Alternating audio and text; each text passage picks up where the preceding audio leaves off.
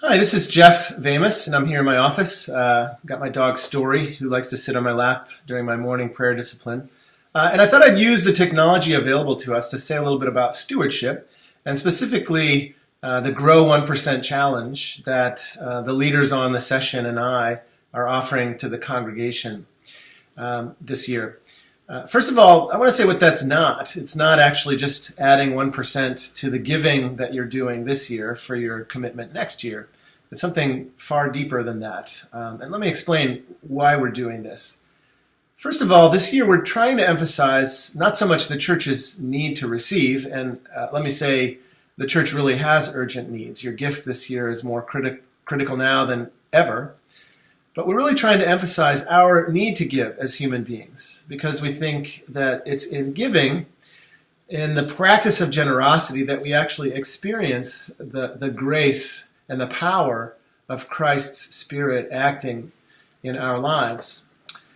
So just as a doctor encourages people in eating healthy and losing weight and having healthy practices, there are also measures of spiritual health that we can measure, just like a doctor measures cholesterol or blood pressure.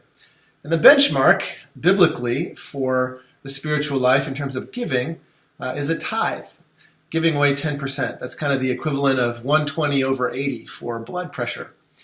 And so this year we want to encourage people to move toward that goal of spiritual health by growing 1%. And what that means is to calculate 1% of your total household income. So if my income is $60,000, that would be $600.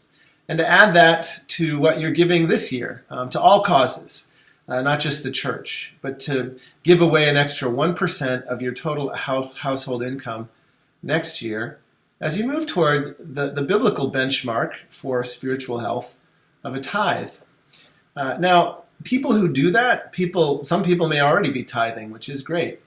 But people who practice the discipline of generosity in this way report that it's an experience that has a big difference in their life.